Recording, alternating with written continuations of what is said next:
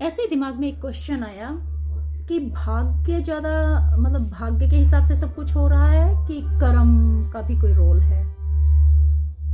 तो मैं भी ऐसी सोच में पड़ गई, क्या हम सब ऐसे ही, मतलब भाग्य में लिखा हुआ है और जो भाग्य में लिखा हुआ है वही होगा, वैसे ही चलता रहेगा, या कोई कर्म का भी रोल है जो हम कर्म करते हैं रोजमर्रा की अपनी लाइफ में। आई डोंट नो, मुझे लगता है जैसे भाग्य और कर्म साथ साथ चलते हैं, क्योंकि जब बच्चा पैदा होता है तो उसका तो कोई कर्म नहीं हुआ, उसने तो भी कर्म किया ही नहीं, तो फिर वो कैसे, एक बच्चा अमीर घर में पैदा हो जाता है, कोई गरीब घर में पैदा हो जाता है, ये कैसे होता है?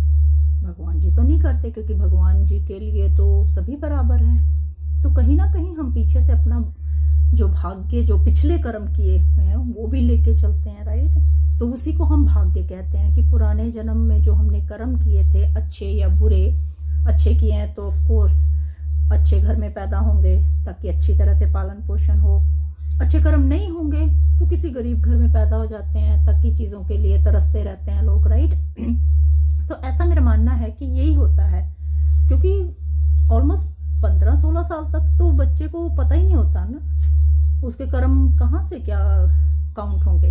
तो मुझे लगता है जो हम अपने भाग्य पीछे से लेके आते हैं, जो पहले उम्र के जो 15-16 साल होते हैं उसी के हिसाब से जीते हैं। अगर हमने अच्छे कर्म किए हुए हैं तो हम अच्छे घर में पैदा होते हैं, तो हमारी अच्छी पढ़ाई लिखाई हो जाती है, और अगर हम अच्छे कर्म नहीं लेके आते पिछले जन्म से तो हमारा जन्म किसी ऐसे घर में हो जाता है जहाँ हमें वो सारी चीज़ें उपलब्ध नहीं होती हैं, मतलब अच्छी पढ़ाई नहीं कर सकते या अच्छा जीवन का स्तर नहीं होता है।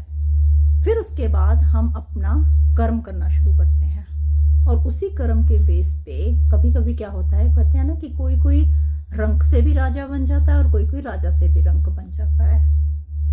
आई डोंट नो, एक एग्जाम्पल देखती हूँ अगर मैं समझा पाऊँ कि मैं क्या बोलना चाह रही हूँ। तो जैसे कि एक माली ने एक पेड़ लगाया किसी भी फल का, तो जो उसने पौधा लगाया है, पेड़ लगाया है, वो तो उसने कर्म किया, बीज डाला, पौधा बना, पेड़ बना, राइट? फिर उसने उसको सींचा तो वो फूला फला बड़ा हो गया, ये हो गया उसका कर्म। अब उस पे फल लगते हैं कि नहीं लगते, ये किस्मत हो गई, भाग्य हो गया, क्योंकि यहाँ पे तो वो तो नहीं जाके कर सकता कि हाँ इस डाली पे यहाँ पे फल लगना चाहिए या इतने फल लगने चाहिए, ये उस पर डिपेंड नहीं करता है। उसने तो खूब पानी दिया, सींचा, पेड़ को पाला पोसा, राइट, खाद पानी डाला, अच्छे से उसका वो किया, पालन पोषण किया। अब फल लगना ना लगना ये भाग्य हो गया, right? Hope it make sense. और फिर उसके बाद चलो वो कर्म भी हो गया, पेड़ पे फल भी लग गए। अब फल अपने आप तो चल के नहीं आ जाएंगे ना कि हाँ मुझे काट के खा लो या मुझे मार्केट में बेच दो, पैसे कमा लो या कुछ भी, या किसी को दे दो।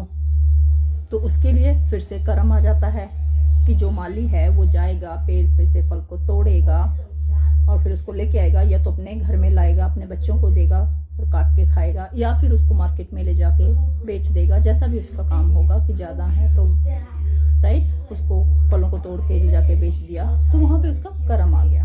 तो मुझे ऐसा लगता है भाग्य और कर्म ये पैरेलल चलते हैं, दोनों साथ साथ चलते हैं, आपके कर्म भी, आपका भाग्य भी। हाँ, आप पिछले जन्मों के जो कर्म है उसको भाग्य के रूप में लेके आते हो, फिर इस जन्म में जो कर्म करते हो उससे आप अपने आगे का जीवन निर्धारित करते हो कि आप कैसा जीवन जियोगे। अच्छे कर्म करोगे, अच्छी दिशा में जाओगे, तो अच्छा कर्म करके अच्छा भाग्य बनाओगे, और फिर एट द एंड जितनी लाइफ जी के आपने यहाँ पे गुजार के फिर जब जाना है, जाने का टाइम आएगा, because we are not here forever, right? तो हम एक लिमिटेड टाइम के लिए आए हैं, और फिर उसी में से जो अपने कर्म को संचित करके आगे अपना भाग्य बना के लेके जाओगे। आई होप इट मेक्स सेंस। मैंने अपने हिसाब से समझाने की कोशिश करी है जो मैं बोलना चाह रही हूँ। I hope it makes sense, and please share your opinion too. What do you think about that? आपको क्या लगता है, भाग्य या कर्म या दोनों साथ साथ?